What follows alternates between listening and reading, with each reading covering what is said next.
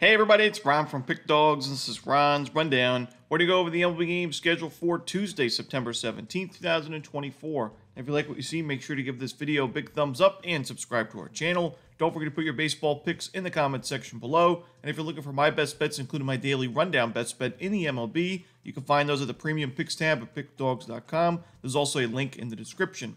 Alrighty, here we go. Here are the games for Tuesday in Major League Baseball. First up is San Francisco Giants taking on the Baltimore Orioles. We've got Albert Suarez and Blake Snell on the mound. Now, Blake Snell's pitching well recently. The Giants are winning his games also in the last five, all five wins in Blake Snell starts. And he's facing an Orioles team here that's not been anything special against left-handed pitching in the last month.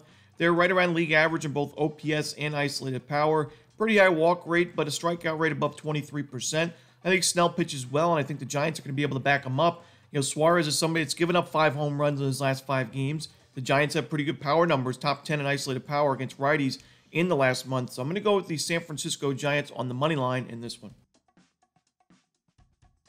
Next up, we see the Atlanta Braves taking on the Cincinnati Reds. No official starter for Atlanta, but Brandon Williamson should be going for Cincinnati.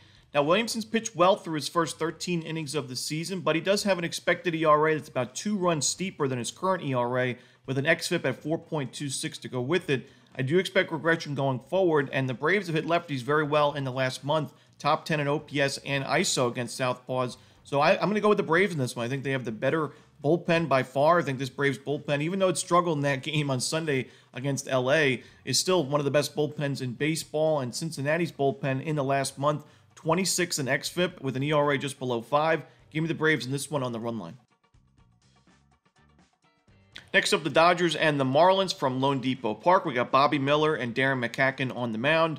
And for me, this is a tough one because you got 2 starting pitchers that I don't really trust in this game. Bobby Miller, we know he has struggled this season with an ERA above 8. His last 2 games giving up 13 earned runs combined against the Angels and the Cubs.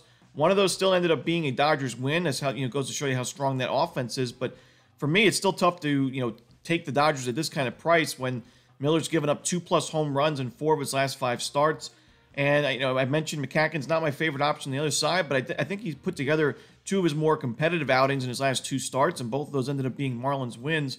I'm going to lean towards Miami in this one, plus the 1.5 runs on the run line, but a game I'm staying away from. Next up, the Minnesota Twins taking on the Cleveland Guardians. Zebby Matthews and Gavin Williams are your starters.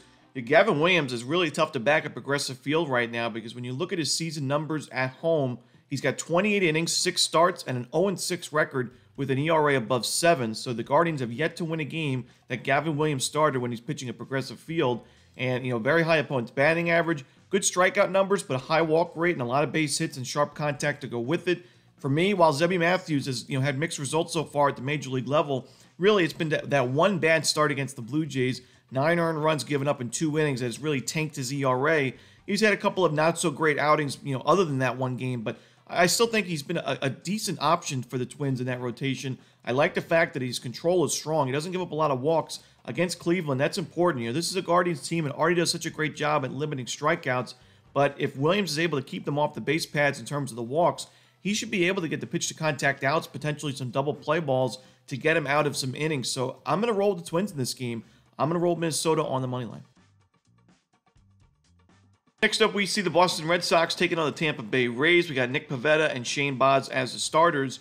Now, I think Shane Baz is the better starting pitcher in this game, but not by enough. I think Nick Pivetta is still pitching pretty well recently. His last 2 starts, 1 earned run apiece against the White Sox and the Orioles in 2 Red Sox victories. His strikeout numbers are there, and honestly, while he's still giving up a lot of home runs recently, only 1 home run given up his last 3 starts, not too shabby. Facing a Rays team that in the last month and overall this season has just not been great offensively against righties. When you look at the Red Sox, though, on the flip side against righties, they've crushed them, from the beginning of the season. And in the last month, they're top 15 in OPS and ISO against righties. I like their matchup here against Baz, so I'm going to take the Red Sox on the money line. Next up, the Washington Nationals taking on the New York Mets. We're going to see Mitchell Parker and Tyler McGill as your starters. McGill had a really tough matchup against the Blue Jays in his last game because not only were the Blue Jays crushing righties going into that start for him, but it was also a game that Paul Blackburn was the original projected starter. McGill was thrown in there when Blackburn was scratched with the injury, so that's also not too easy for starting pitchers. Similar for a backup quarterback in the NFL that's not expected to go. They're kind of thrown into action. McGill did have a little bit of time to prepare, but I mean, really impressive outing. He went 9 strikeouts in about 6 innings of work, only 1 base hit given up, no earned runs, and a 3-2 Mets win. And he's pitched a lot better since his return to the major league level. I mean, that one game against the Red Sox wasn't his best, but still ended up being a Mets win and run line cover. The Mets have won his first 3 starts back to the MLB level. And Mitchell Parker, a lefty on the other side, he's faced a pretty weak strength of schedule recently, and the Nationals are still 1-3 in his last 4 starts. The Mets are hitting lefties very well in the last 30 days. For me, I'm going to roll with the New York Mets on the money line and run line at Citi Field. Next up, the Detroit Tigers taking on the Kansas City Royals. We're going to see Casey Mize and Cole Reagans on the mound. Cole Reagans, I think, the much better option in this start, and I like the Royals to win this game on the run line. Just Casey Mize this season is his first season back from injury. Just hasn't looked the same. 2-6 record, 4.47 ERA above 5 on the road. And the big concern for me is the strikeout numbers. Yes, he had 7 Ks in his last start against the Rockies, but overall this season, inconsistent strikeout numbers, 71 strikeouts in 94 innings. He needs to miss more bats going forward for me to have a lot of faith in his game. And I like the Royals at Kauffman. Their offense has been so strong against righties at Kauffman this year. So give me the Royals on the run line. Next up, the Oakland Athletics taking on the Chicago Cubs. We got Mitch Spence and Jordan Wicks on the mound. Mitch Spence has given up 2 earned runs or fewer in his last 4 starts, and he's pitching some of his best baseball of the year. Even though he's given up quite a few base runners and base hits, he's been able to get out of trouble. And with Jordan Wicks, you look at that last game, 4 home runs given up, 7 earned runs in 3 innings of work, and a 10-8 blowout loss. The fact that the Cubs have lost 4 of his last 5 games, whether they were starts or appearances out of the bullpen, for me, I just think the value lies with the A's. I know their offense has not been anywhere near as strong in the last month as it was, let's say, the first month after the All-Star break, but I still think they can find a few on Jordan Wicks, and I'm going to roll with the A's on the money line and run line. Next up, the Philadelphia Phillies taking on the Milwaukee Brewers. Zach Wheeler and Frankie Montas are your starters.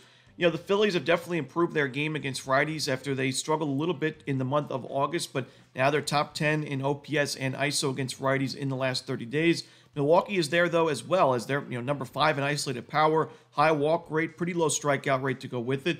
So for me, it comes down to the starting pitching and bullpens, and while Zach Wheeler is definitely an ace-level pitcher having a great season, I watched Frankie Montas' last start against San Francisco. And Montas is a starter that we faded plenty of times this year. He does have an ERA of 4.5 overall, and he's had a few rough outings, more so when he was a member of the Reds. But that last game against the Giants, one of the best starts of his career, really, in my opinion. 8 strikeouts in 6 innings of shutout ball, and he was just really able to locate his fastball especially well. But all of his pitches were really working in that game. And I think if he can put together an outing like that, I think the Brewers are definitely live in this game. And Milwaukee also has a strong bullpen. They're a tough team to beat at home. We know their record at home this season, 13 games above 500, while the Phillies are just 5 games above 500 on the road going into Monday's game. So I'm going to roll with the Brewers in this one on the money line. Next up, we see the Pittsburgh Pirates taking on the St. Louis Cardinals. Bailey Falter and Lance Lynn are your starters. Falter had a nice bounce-back start in that last game against the Marlins, 7 1/3 innings of shutout ball, but before that was struggling quite a bit, giving up a lot of base hits and a lot of earned runs against not-so-great lineups either than the Nationals, Guardians, Reds, and Mariners the last 4 games before Miami. So now you go on the road where Falter's not been as sharp with a 4.73 ERA, facing a Cardinals team that's got pretty good numbers against lefties in the last month, facing Lance Lynn, who had a really good outing in his first start back from injury, and Lance Lynn, who's pitched well at Busch Stadium this year with a 5-0 record and a 3.3 ERA in 62 2/3 at home with 67 strikeouts. I got to roll with the Cardinals in this game on the money line. Next up, we see the Toronto Blue Jays taking on the Texas Rangers. Chris Bassett and Nathan Eovaldi are your starters. For me, I just trust this Blue Jays lineup more against right-handed pitching. I mean, in the last month plus, they've been a lot more competitive against righties, and Chris Bassett, while a couple of starts back wasn't his best against the Phillies, he bounced back against his former team, the New York Mets, and pitched really well in a Blue Jays victory. Eovaldi has been a little bit inconsistent for my liking recently, and I think the Blue Jays can get to him for a few runs, win this game on the money line. Next up, Diamondbacks and the Rockies from Coors Field. No official starter for Arizona, but we should see Ryan Feltner for Colorado. Now, Ryan Feltner is pitching his best baseball of the season. Now he has his ERA below 5 on the year. However, this is a really tough matchup for him. Back at Coors Field, facing a Diamondbacks team that we know in the second half of the season, arguably the best lineup in baseball against righties. So I think Feltner does struggle in this game, and we'll have to see who Arizona goes with. I mean, the Rockies are definitely a competitive team at Coors Field. I wouldn't be shocked to see them, score some runs early, especially if this is more of a bullpen game for the Diamondbacks. But by the end of 9 innings, I think the Diamondbacks still will be able to prevail, win this game, and probably cover the run line as well. So give me Arizona in this one. I'll lay the 1.5 runs. Next up, we see the Chicago White Sox taking on the Los Angeles Angels. Davis Martin and Griffin Canning are your starters. This could, quite honestly, in all seriousness, be the worst game of the season. For me, I mean, you've got two teams that have obviously been disappointing this season, two of the worst teams in the AL, and two starting pitchers that, Davis Martin, last game he struggled mightily. The White Sox have lost his last 5 games. Griffin Canning, he gave up 9 earned runs, 10 total runs against the Twins in his last game in a 10-5 blowout loss. The Angels have lost 4 of his last 5. To me, I can't trust either of these teams, starting pitchers, bullpens, you name it. I'll lean towards the Angels just because the Angels do have superior numbers offensively in the last month against right-handed pitching, and I think Griffin Canning has a better chance of bouncing back, especially pitching at home where he's been a little bit better this year. I'll lean towards the Angels, but if you're betting this game, you might have some problems. I'll lean towards the Angels laying the 1.5. Next up, the San Diego Padres and the Houston Astros, a much better game in this one. We got Michael King and Hunter Brown on the mound. Both of these starting pitchers, their teams in the last 4 games are 1-3. So while they've been, very sharp this year, recently their teams haven't been able to back them up. And Hunter Brown's last game giving up 5 earned runs, 9 base hits, a little bit concerning. I think the Padres have the better lineup right now against right-handed pitching. Where you look in the last month, their isolated power numbers are superior, the strikeout rate's lower, their OPS is stronger as well. And when you look at the bullpens in the last 30 days, both of these teams have very strong bullpens, but San Diego's second best in xFIP and a 3.11 ERA. The Astros, very solid ERA, but 12th in xFIP. I'm going to give the slight advantage to the Padres in this game on the money line, which should be a great game. Next up, the New York Yankees taking on the Seattle Mariners. We're going to see Brian Wu and Luis Gil on the mound. And the Mariners have definitely been more competitive recently, and especially in the offensive side of things, but this Yankees team is really tough to go against in the first game of series recently. I mean, they have not lost a first game of a series since August 20th, so right around a month.